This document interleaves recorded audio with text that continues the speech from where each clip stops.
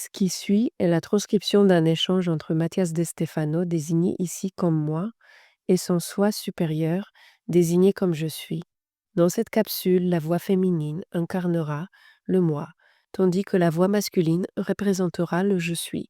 Cette conversation intitulée Je suis la pulsation a été réalisée le 7 août 2020. Pourquoi relie-t-on toujours l'amour au cœur? Eh bien, nous devons d'abord identifier ce qu'est l'amour et ce qu'est le cœur. Cœur, comme je l'ai lu un jour, vient du mot crid, en indo-européen qui signifie sauter. Et de là dérivent les racines de toutes nos langues les plus utilisées comme cardio en grec et corps en latin.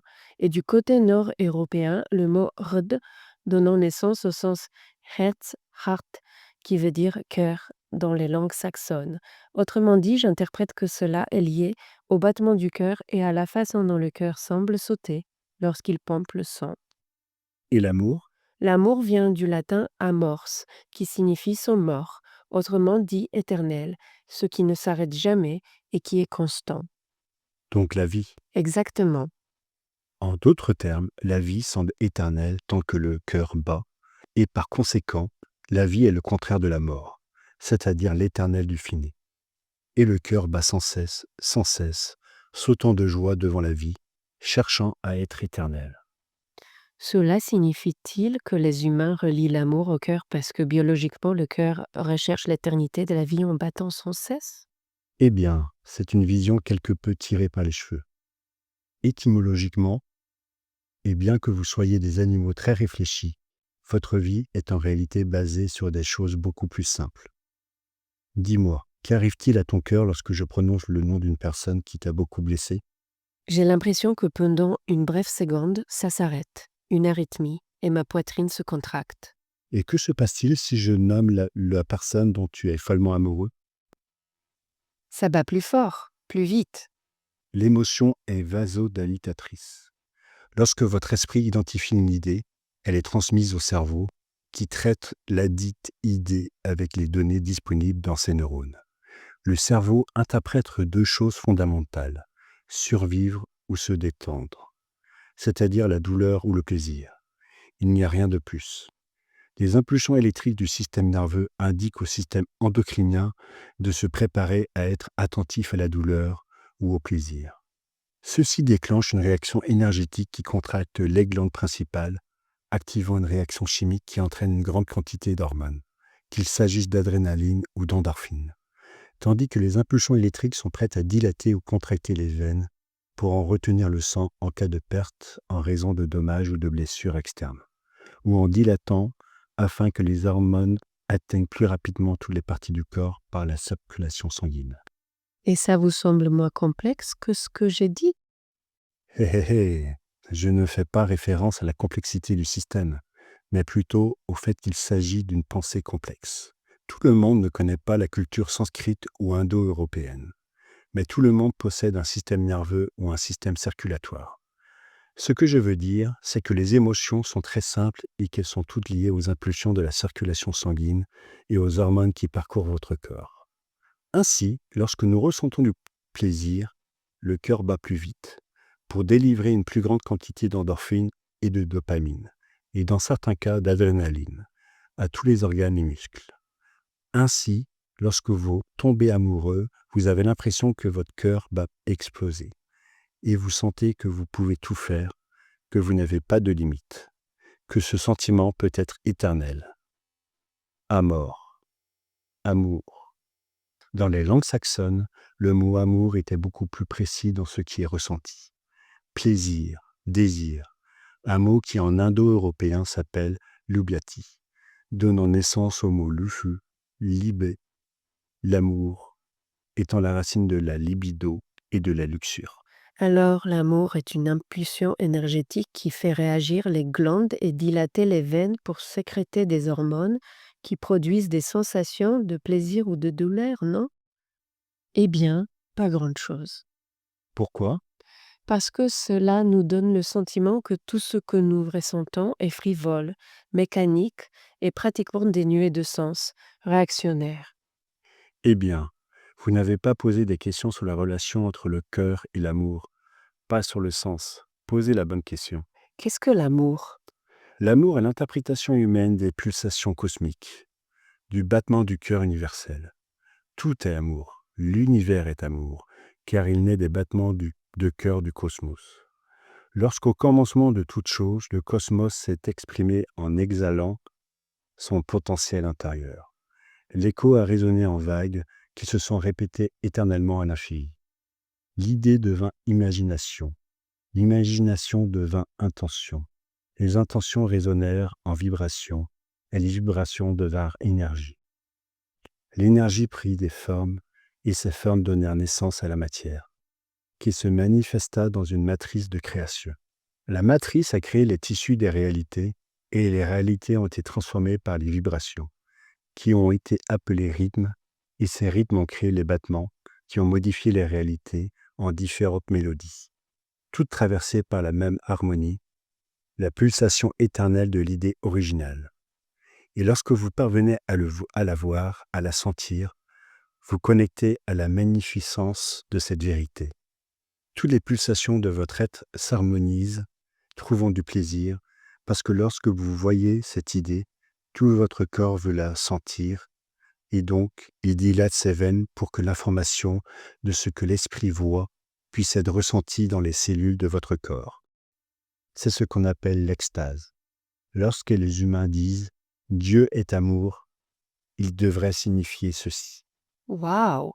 Donc c'est comme si l'univers lui-même avait un cœur, et les impulsions cosmiques sont comme ces réactions neuronales dans notre corps. Mais l'univers n'a pas un seul cœur, mais des milliards et des milliards. Ils sont tous comme les engrenages d'une horloge très complexe. Le tout bat parfaitement, pulsant l'énergie de l'univers à travers le temps et l'espace.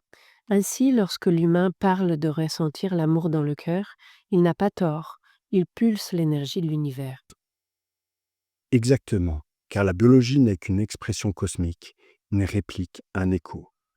Pour comprendre l'idée de l'amour, il faut la séparer de la romance poétique que les cultures humaines y ont placée. Vous souhaitez la décomposer et la démystifier? Bien sûr. L'amour peut être vu comme un concept philosophique lié à l'éternité de l'univers, quelque chose qui nous dépasse, une énergie ou une essence qui nous unit. Biologiquement, cela est lié à la libido, c'est-à-dire aux différents niveaux de plaisir générés dans notre corps lors de la sensation d'époux. Mais les deux sont identiques. Regardez, la transcendance d'un être peut se produire de plusieurs manières. Mais dans la matière, il y en a au fond deux qui se rejoignent dans un même concept, la multiplication. Vous pouvez vous multiplier comme une étoile de mer, une bactérie ou une plante, ou au contraire, vous pouvez vous reproduire.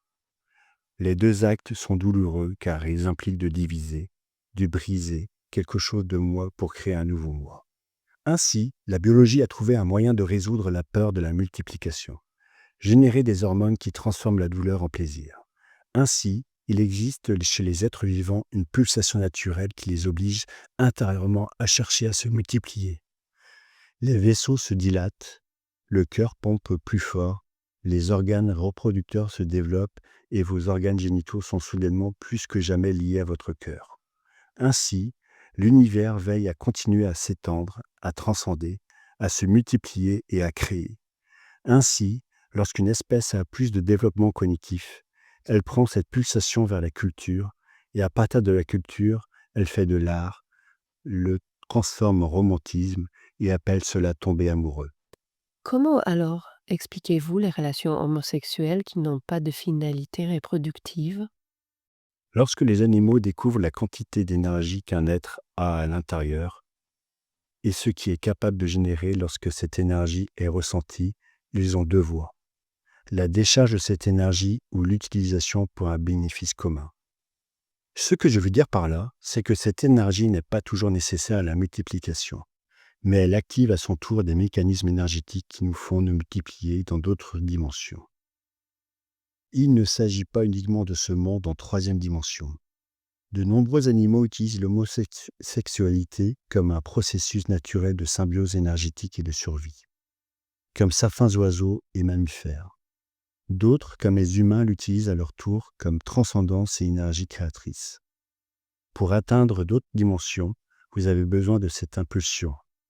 L'énergie sexuelle, le battement du cœur sont liés aux sphères supérieures de la conscience, puisque le pouls est interdimensionnel. En d'autres termes, peu importe avec qui vous ressentez ce pouls, l'important est ce que vous en faites. Et si c'est pour un bien organique et commun, et pas seulement dans le but de satisfaire l'organisme biologique. Ainsi, le pouls universel, le battement du cœur cosmique, se reproduit à la fois horizontalement et verticalement. Comment puis-je savoir si j'utilise correctement ou non cette impulsion? Eh bien, c'est simple. Vous sentez-vous plein ou vide? C'est la question que vous devez vous poser. Observez, contemplez la réaction de votre corps et de votre psychisme, et vous saurez. Mais si je ressens de l'amour, c'est-à-dire si je me sens amoureux, cela signifie en quelque sorte que mon énergie est en expansion et qu'elle est bonne, non? Tomber amoureux est le premier processus énergétique et biologique d'expansion de l'être. Vient ensuite l'être amoureux, qui implique l'équilibre. Et puis vient le sentiment d'amour qui implique l'unité. Pour arriver ensuite à aimer, tout simplement, ce qui implique la liberté des deux agents tombés amoureux. Et c'est le concept que nous avons romancé. Nous avons converti une impulsion fondamentale de reproduction en une recherche de transcendance. L'amour est donc une énergie qui naît pas dans le cœur, mais dans tout le corps, à différents niveaux, dense et subtile, mais qui pulse depuis l'organe cardiaque. Bien sûr, c'est le moteur énergétique qui fait fonctionner les machines, l'horloge de l'éternité, de l'expansion. Tout ce que vous ressentez dans votre vie passe donc par le cœur, et calibrer la source d'énergie de votre cœur est essentiel pour qu'il y ait un équilibre dans ce que vous pulsez vers votre propre univers. Et c'est par rapport aux émotions. Non, c'est par rapport au mental. Eh bien, rappelez-vous, c'était une idée qui faisait contracter ou dilater votre cœur. Ensuite, vous devez prendre conscience de vos pensées et de vos idées sur la réalité.